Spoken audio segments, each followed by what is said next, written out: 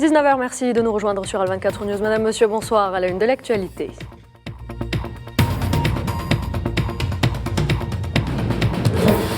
Clôture du 7e sommet des chefs d'État et du gouvernement du Forum des pays exportateurs de gaz par l'adoption de la déclaration d'Alger, un sommet tenu dans un contexte géopolitique tendu.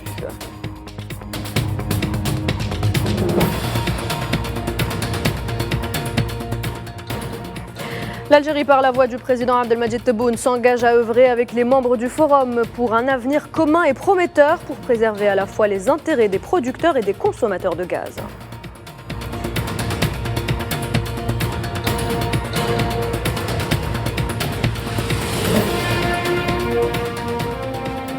Une fois de plus, le consensus est obtenu lorsqu'il est question de valider ou non les propositions faites par l'Algérie. La déclaration d'Alger est adoptée à l'unanimité. Nos envoyés spéciaux sur place nous en diront davantage.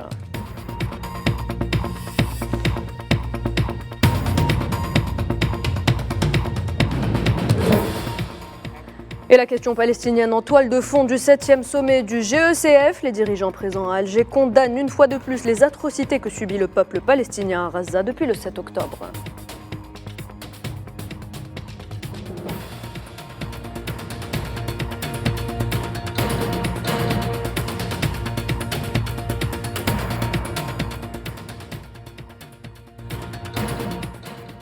Une actualité que l'on développera après ce jingle.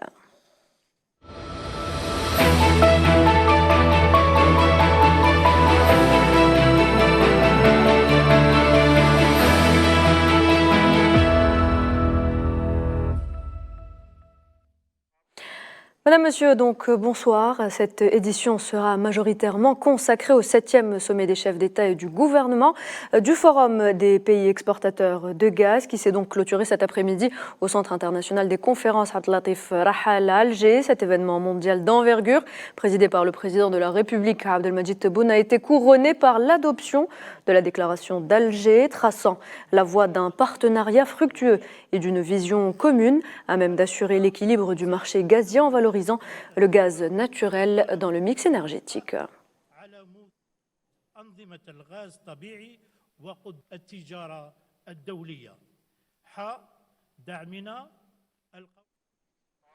Et c'est dans une conjoncture géopolitique marquée par des conflits de haute intensité que s'est tenu ce sommet, des tensions persistantes sur les marchés depuis l'opération militaire russe en Ukraine d'une part, mais aussi le blocus de la mer Rouge alors qu'une forte croissance de la demande est attendue cette année.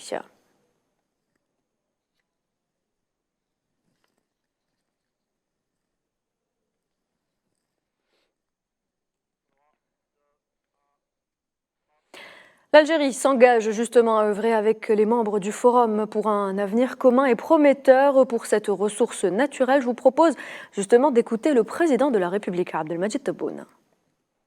نجدد دعوتنا إلى تعزيز الحوار والتعاون بين الدول الأعضاء من جهة وبين المصدرين والمستوردين من جهة أخرى لضمان إمدادات الغاز واستقرار السوق العالمية. وتلتزم بلادي بالعمل جنبا إلى جنب معكم جميعا لمستقبل مشترك وواعد لهذا المورد الطبيعي عبر توسيع وتكثيف التواصل والتشاور بين ومع الفاعلين وكل يقين بأن نتائج هذه القمة ستساعدنا على المضي قدما نحو رؤيتنا المشتركة هذه. Pour le président Tebboune, il est impératif de continuer à développer les ressources gazières avec des investissements et une coopération continue dans les technologies innovantes. إن منتدى الدول المصدرة للغاز منصة للتعاون وبصفتنا جميعا مؤيدين لهذا التوجه يزداد حرصنا على الحوار ليصبح منتدنا طرفا يساهم في تعزيز مصالحنا المتبادلة وبناء إجماع حول الدور الحيوي للغاز في التنمية المستدامة وتحقيق رؤيتنا المشتركة وهو ما يدعو إلى اتخاذ إجراءات ملموسة، حيث يجب أن نواصل تطوير موارد الغاز بالاستثمار المستمر والتعاون في التكنولوجيات والابتكار وتطوير تقنيات الاستخراج والتسويق، لا سيما من خلال معهد البحث في الغاز التابع لمنتدانا، والذي تسعد الجزائر باحتضانه ليكون إطاراً للتعاون العالمي والعلمي عبر تبادل المعلومات وتقاسم الخبرات والمهارات، وتطوير الشراكات مع مراكز البحث والجامعات في الدول الأعضاء والمراكز المماثلة في جميع أنحاء العالم. Ce sommet est l'occasion de tracer une vision commune pour préserver à la fois les intérêts des producteurs et des consommateurs de gaz, dira le président de la République Abdelmadjid Tebboune lors de son allocution d'ouverture. تشكل هذه القمة فرصة لرسم رؤية مشتركة للحفاظ على مصالح المنتجين والمستهلكين للغاز في آن واحد، وتعكس التزامنا بأهداف منتدى الدول المصدرة للغاز وتصميمنا على تعزيز دوره والتأكيد على مساهمته في أمن الطاقة العالمي، حيث يلعب الغاز الطبيعي دوراً أساسياً في تحقيق التنمية المستدامة وتلبية الاحتياجات العالمية المتزايدة على الطاقة. À retenir également que le président de la République est revenu sur le rôle essentiel que joue le gaz naturel dans la réalisation du développement durable. والجزائر التي تدرك مع كافة الشركاء أن الغاز الطبيعي مصدر طاقة وفير وميسور التكلفة وصديقاً للبيئة وداعماً لتكامل مصادر الطاقة المتجددة، لطالما أيدت فكرة توسيع دور الغاز الطبيعي في التنمية المستدامة واستخدامه كمصدر نظيف مع الطاقات الجديدة والمتجددة.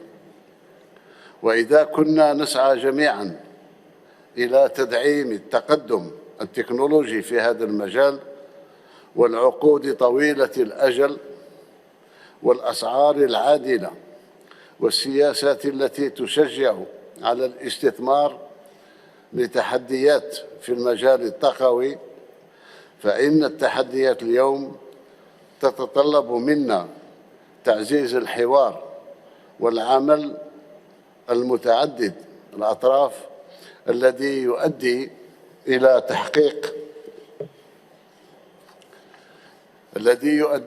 تحقيق الأهداف التي وضعناها عند تأسيس منتدانا هذا. وقمتنا هذه مناسبة هامة لتعميق التعاون من خلال تبادل وجهات النظر والتجارب والخبرات وتأسيس حوار استراتيجي بين مختلف الفاعلين في أسواق الغاز لرسم المسار المستقبلي لهذا المورد الطاقوي الحيوي في التنمية واستخدامه كوقود نظيف مع الطاقات المتجددة. Par ailleurs, et à l'issue des travaux du sommet, le président Abdelmadjid Tebboune a affirmé que ce sommet avait été couronné de succès grâce notamment à une large participation. Il a également adressé à cette occasion ses remerciements à la corporation médiatique pour sa forte présence et pour l'intérêt accordé au sommet. Et sans plus tarder, direction le Centre international de conférences Abdelatif Rahal, où s'est tenu donc ce sommet du GECF et où l'on retrouve nos envoyés spéciaux Kherdin Batache et Mohamed Wali Ben Chaban. Bonsoir messieurs.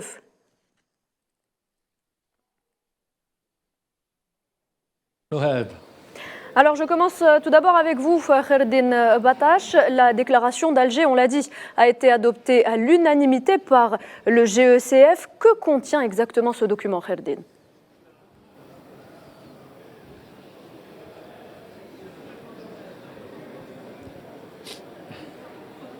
Bon, il semblerait que nous ayons un petit souci avec Kherdin Batache, vers qui nous allons revenir un peu plus tard.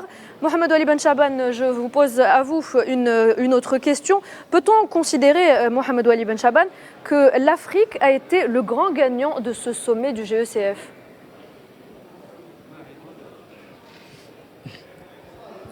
Bonsoir Nouhad. Donc pour répondre à cette question, je vais vous dire oui.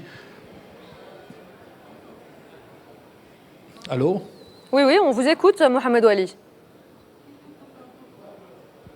Voilà, donc lors de ce forum, l'Afrique a émergé comme le plus grand bénéficiaire avec l'adhésion de la Mauritanie et du Sénégal à la coalition. Cette nouvelle dynamique renforce considérablement la représentativité du continent africain dans le paysage énergétique d'abord, mais économique mondial notamment. En accueillant ces deux nations, le GECF offre une plateforme d'échange et de coopération accrue, propice à la promotion des intérêts communs et à la consolidation des relations entre les pays exportateurs de gaz.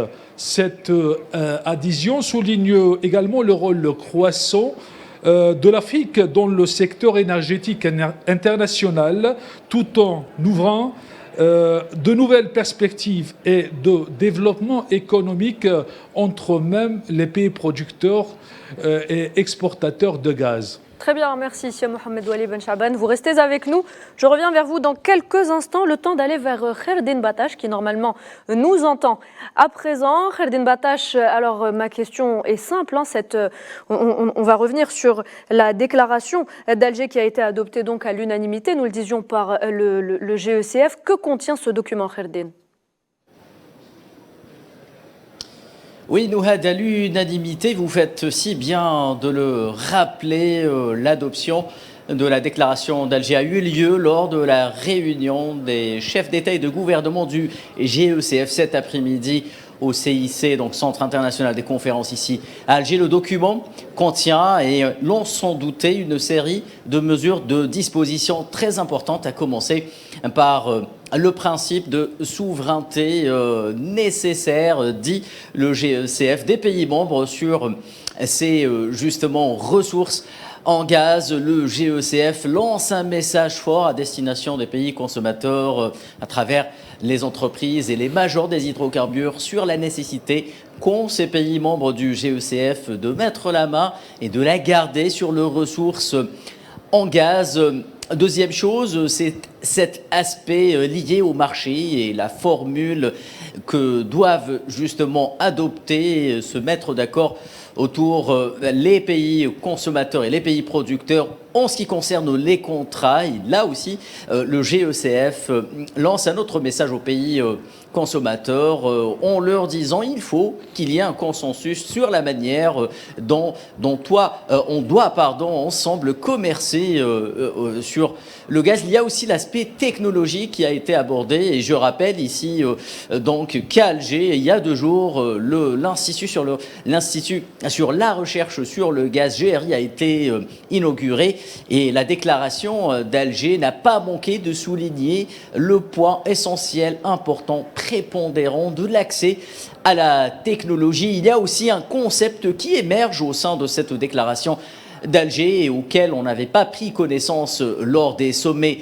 précédents, celui justement de la pauvreté énergétique. Cet élément de langage revient à 4 ou à 5 reprises dans la déclaration d'Alger. Les pays du GECF veulent en finir justement avec cette pauvreté énergétique en garantissant un accès pérenne à tous les pays qui n'ont pas peut-être un accès direct aux ressources énergétiques. Voilà donc grosso modo les grandes lignes qui se dégagent de cette déclaration. J'aimerais ajouter qu'ici à Alger et lors de nos discussions avec les experts qui étaient présents ici, l'on a signifié que justement grâce à ce document, il y aura désormais un avant et un après sommet d'Alger. Et on rappelle justement, Kherdin, que ce document consacre le principe de la souveraineté absolue et permanente des pays membres sur leurs ressources en gaz.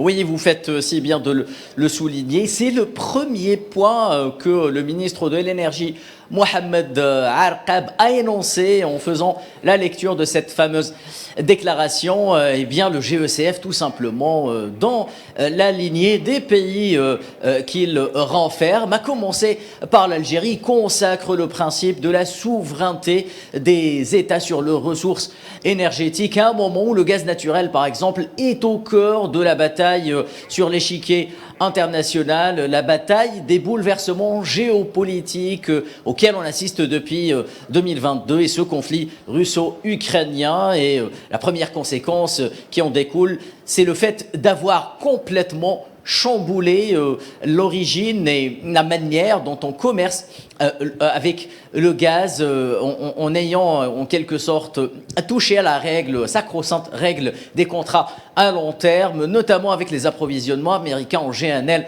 en direction de l'Europe qui ont justement provoqué une espèce de déstabilisation des prix en matière de contrats spot. Donc voilà un peu la thématique essentielle qui revient lors de cette déclaration, au sein de cette déclaration d'Alger, sur laquelle les pays du GECF ont d'emblée insisté.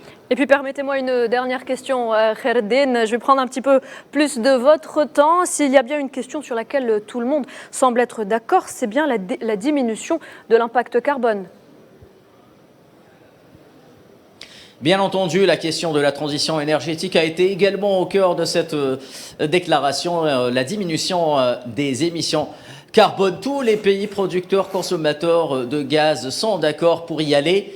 Seul bémol, l'agenda et la durée de la transition énergétique, la manière avec laquelle elle doit se faire. Les pays consommateurs, tout simplement, veulent accélérer cette transition énergétique. Il en va de leur intérêt après avoir justement coupé avec les approvisionnements russes. Et j'entends par là donc les pays européens. Les pays producteurs veulent prendre le temps de bien appréhender cette transition énergétique et d'installer le gaz comme ressource sûre, stable et comme un pont vers le mix énergétique à l'horizon 2050 qui emmènera tout le monde justement d'un ancien modèle d'énergie basé sur les hydrocarbures vers un nouveau modèle faisant la part belle au gaz naturel dont le mix énergétique étant consacré par la COP28 comme une énergie propre à part entière.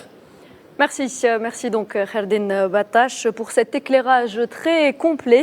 Merci également pour cette couverture. Vous pouvez désormais rentrer vous reposer. Je me tourne à présent vers vous, Mohamed Wali Ben Chaban. On en revient donc à l'Algérie qui a encore une fois fait l'unanimité quant au succès de ce sommet du GECF, à la fois sur l'aspect de l'organisation, mais aussi en ce qui concerne les conclusions au terme de ces 3 jours de conclave. Quels sont, Mohamed, les échos du côté du CIC ?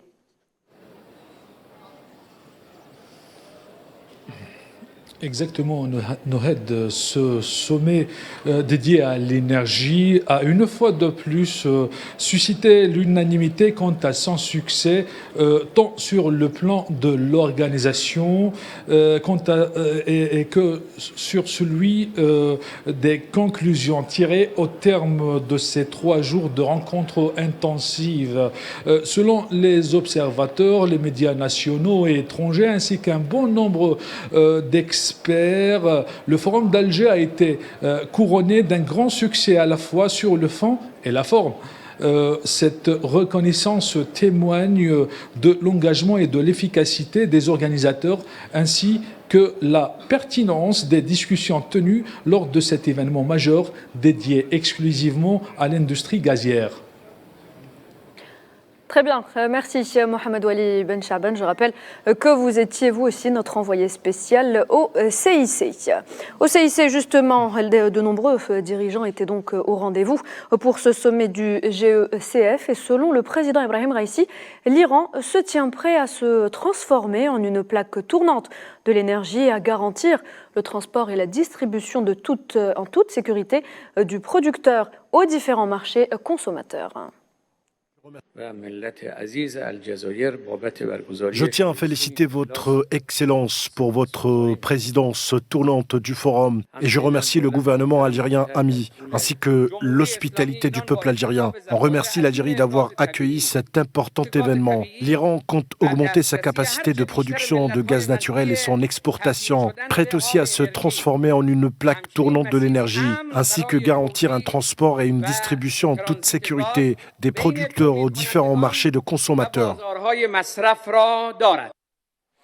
Le président mozambicain Felipe Jacinto Nyusi a, c'est lui, voulu rassurant avec l'industrialisation des pays africains, objectif surtout de ne pas utiliser les produits et ressources polluantes, les ressources en carbone qui impactent l'environnement. Regardez. Nous comptons beaucoup sur l'avenir et nous devons beaucoup travailler pour la consécration de tout ce que nous avons atteint pour relever les défis. Nous avons pris compte l'industrialisation des pays africains, outre son ambition de parvenir à une croissance économique adéquate, et surtout ne pas utiliser les produits et ressources polluantes, c'est-à-dire les ressources en carbone. Donc le monde demeure dans une phase transitoire, ce qui veut dire que le monde est dans un état de transition d'une étape vers une autre étape.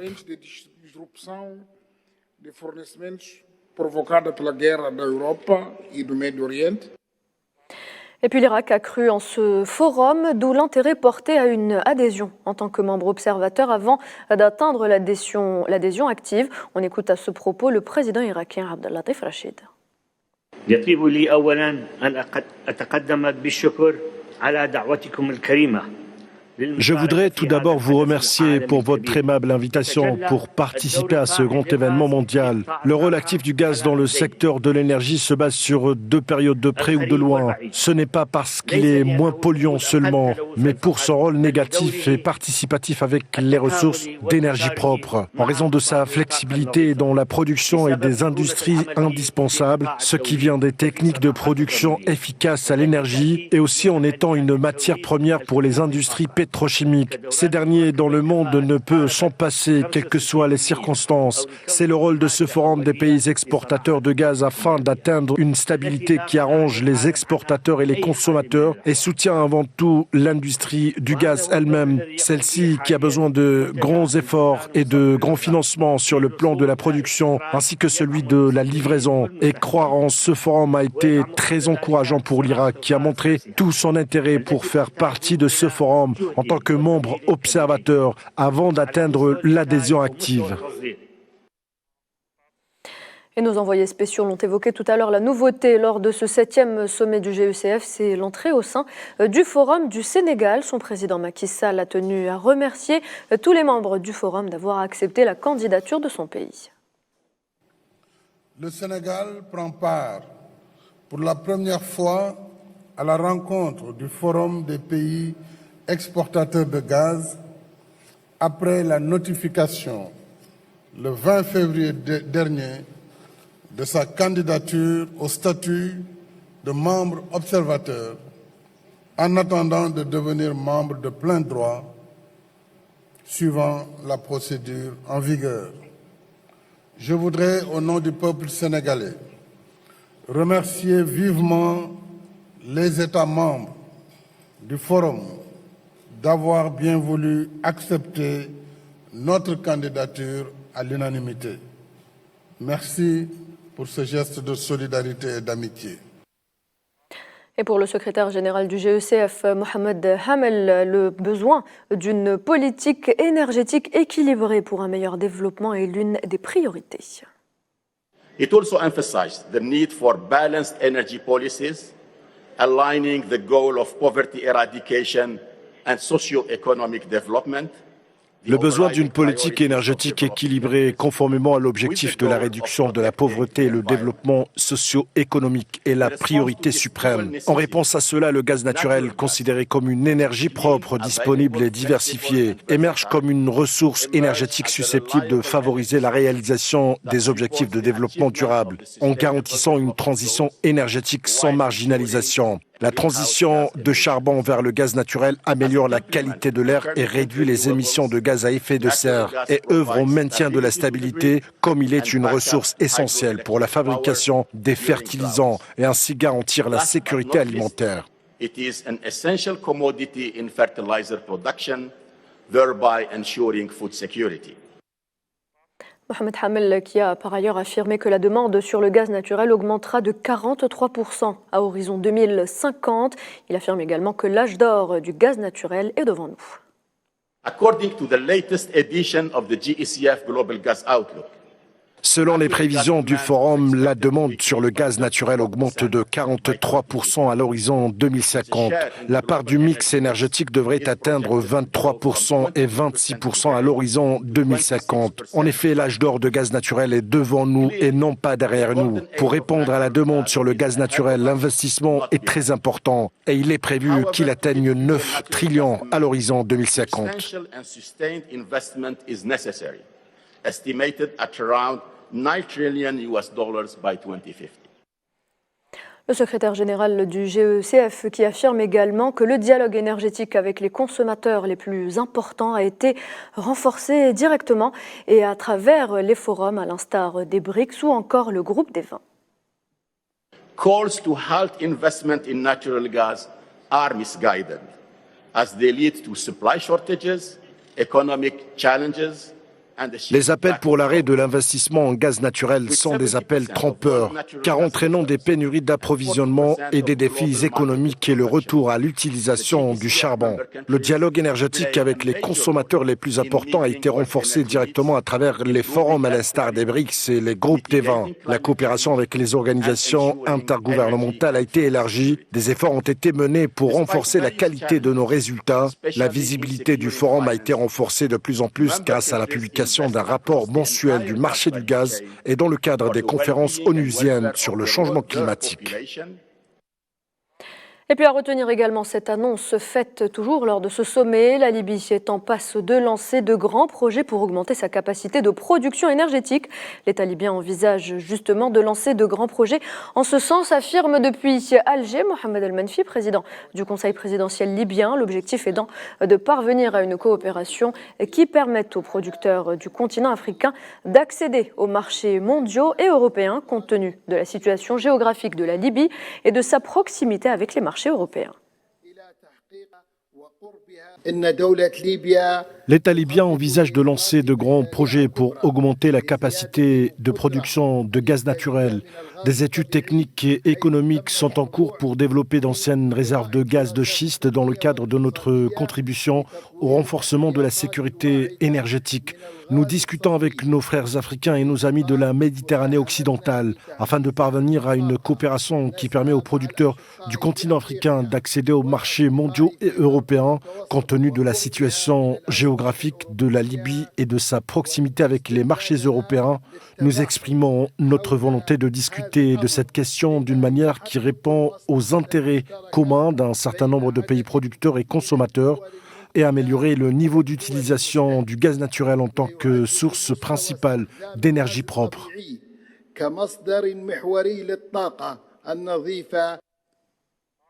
Il est difficile de ne pas évoquer la question palestinienne et les atrocités que subit le peuple palestinien à Gaza depuis le 7 octobre dernier. Les dirigeants présents ce samedi à Alger ont d'ailleurs une fois de plus condamné le génocide qui se déroule sous les yeux de la communauté internationale.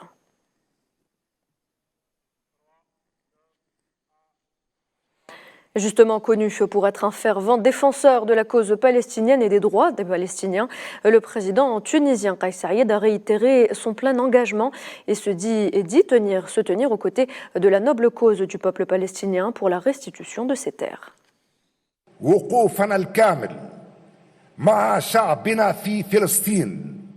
On se tient entièrement aux côtés de notre peuple en Palestine pour faire face à l'ennemi sioniste, le colonisateur, qui commet toutes sortes de génocides. On se tient aux côtés de notre peuple palestinien de toutes nos forces, jusqu'à ce que le peuple palestinien récupère tous ses droits et jusqu'à l'édification de son État libre et indépendant sur la totalité de la terre palestinienne, avec El-Quds Sharif comme capitale, la première des deux Qibla, Al-Aqsa est la troisième des deux saintes mosquées. La Palestine spoliée, son peuple s'est vu voler ses terres et ses richesses de sa mère. Le gaz est à Gaza et non sur tout le territoire palestinien. Il est estimé à 1,4 trillion mètres cubes. Même son de cloche du côté du président iranien Ebrahim Raisi, qui estime que l'armée sioniste sanguinaire et terroriste doit être punie pour ses crimes.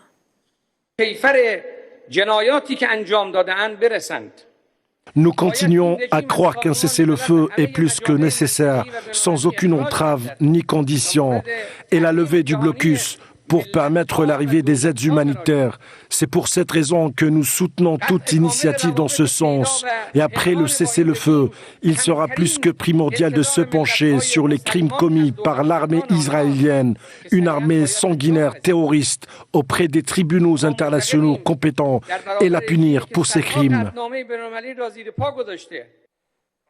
Et puis enfin, l'Irak, par la voix de son président Abdelatif Rachid, a condamné fermement le génocide perpétré contre le peuple palestinien au vu et au su de tous.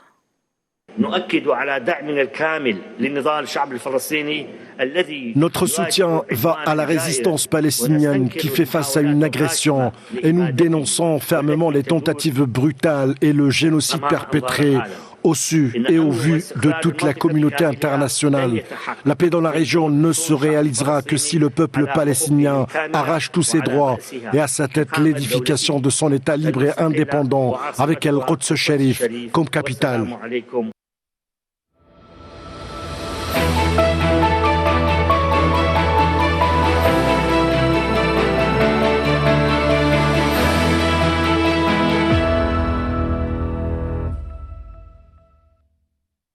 Voilà donc les transitions toutes faites pour parler à présent de la Palestine.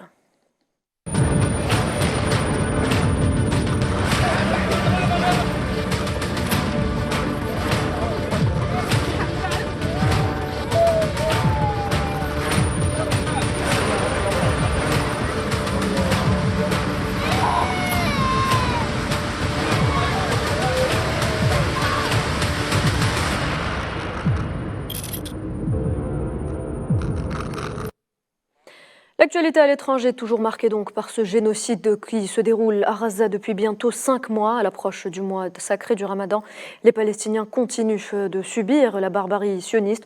Au 148e jour, plusieurs bombardements ont également été enregistrés, faisant des dizaines de victimes et autant de blessés. L'armée de l'occupation sioniste a commis 10 massacres en 24 heures, faisant 92 martyrs et 156 blessés.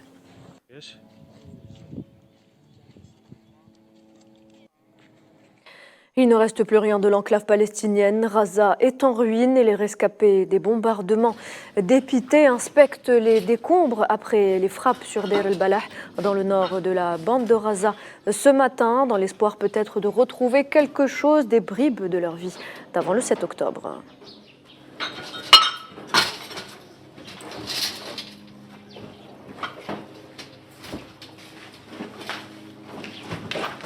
Le toit est tombé sur nous sans préavis. Nous n'avions rien entendu avant. Nous avons juste senti des gravats tomber et l'appartement s'est rempli de poussière.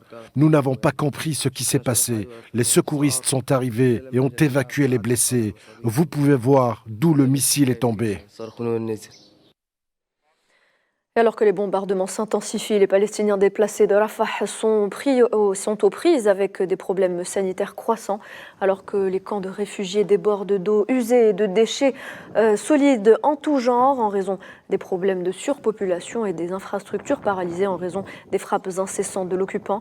Rafah, où selon des chiffres de l'ONU, la population est estimée aujourd'hui à 1,5 million d'habitants, une augmentation stupéfiante par rapport à sa population initiale qui est de 250 000 habitants.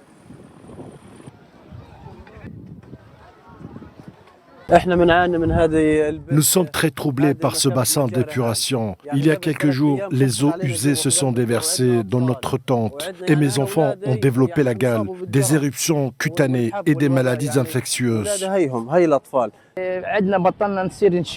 Notre nez ne fonctionne plus à cause des eaux usées et des ordures ici. Il y a également eu de gros moustiques et des mouches qui volent partout. propageant des maladies infectieuses. Nous exhortons le maire de Rafah à trouver des solutions pour atténuer l'impact néfaste des déchets sur la santé de nos enfants.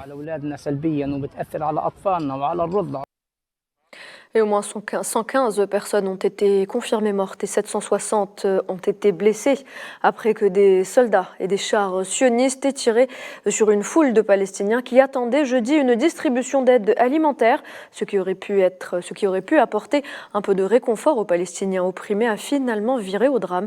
Les détails à Melamaziane Zitouni. Meurtris, affamés, les habitants de Gaza continuent à être les témoins, quand ils ne sont pas victimes, des horreurs inimaginables et des tragédies du carnage sioniste contre des civils en quête d'aide humanitaire à Naboulsi, dans le nord de l'enclave, condamnant le carnage. Rifat Moussabah faisait partie de la foule qui attendait de l'aide humanitaire jeudi. Il témoigne du caractère inhumain de l'attaque criminelle.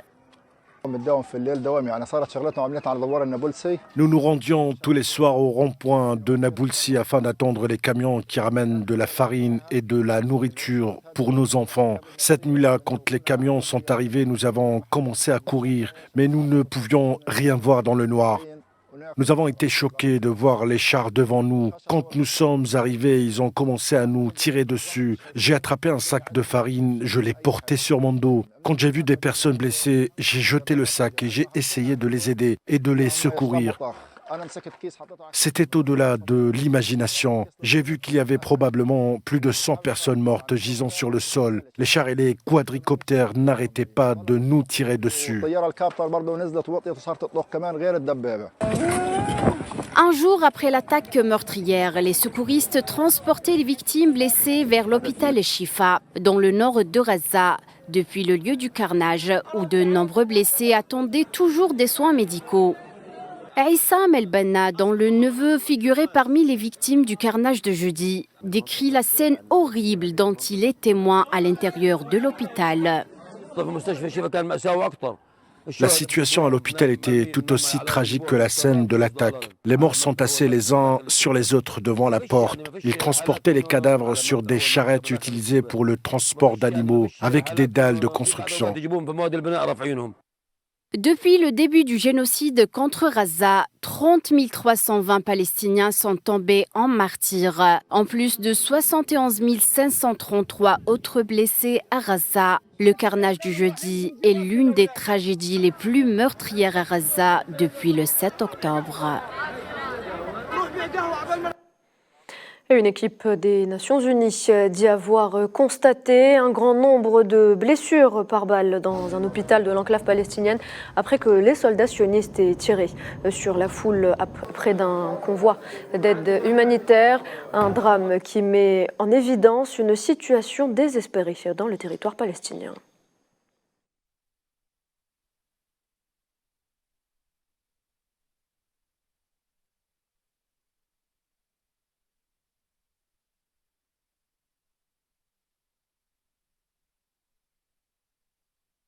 As I speak to you, this hospital is treating more than 200 people that were injured. À l'heure où je vous parle, cet hôpital traite plus de 200 personnes qui ont été blessées hier.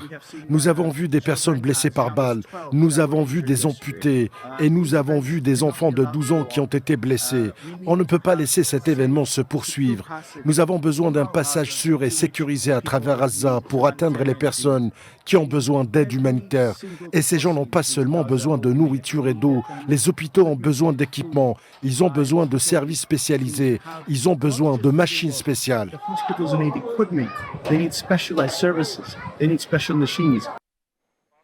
Alors que rien ne semble arrêter l'occupant sioniste, l'État palestinien espère qu'un cessez-le-feu pourra être conclu à temps pour le début du mois sacré du Ramadan. C'est ce qu'a déclaré le ministre palestinien des Affaires étrangères, Riyad El-Maliki, s'exprimait plus tôt dans la journée lors d'une conférence de presse en marge du forum diplomatique d'Antalya en Turquie.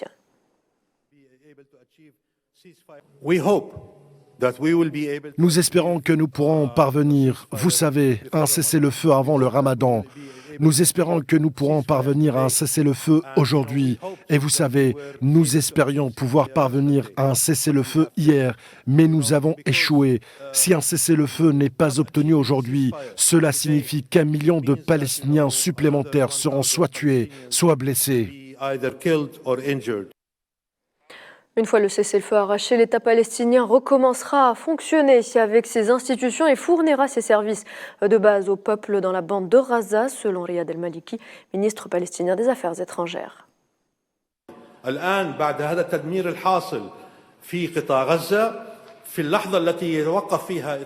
Maintenant et après ces destructions dans la bande de Gaza, dès qu'il y aura un cessez-le-feu, l'autorité recommencera à fonctionner avec ses membres et fournira ses services de base à notre peuple dans la bande, en prévoyant aux besoins fondamentaux. Et c'est notre responsabilité en tant qu'autorité palestinienne, ce que nous faisions et continuerons de le faire sans aucun rejet ni doute de la part d'aucune partie. Par conséquent, nous ne reconnaissons pas les paroles de Netanyahou et ne considérez pas ces déclarations, car elles parlent d'un État offensant, d'un État qui n'a pas le droit de représenter le peuple occupé et l'État de Palestine, dont les terres sont occupées.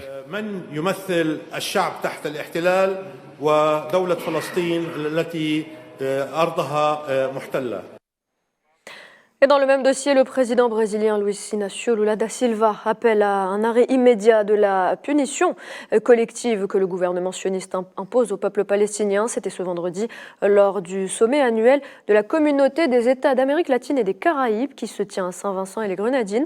Lula da Silva qualifie à nouveau l'agression qui se déroule à Gaza de génocide et exhorte le secrétaire général des Nations Unies, Antonio Guterres, à invoquer l'article 99 de la Charte des Nations Unies pour la deuxième fois, afin d'avertir le Conseil de sécurité d'une question qui menace la paix et la sécurité internationale.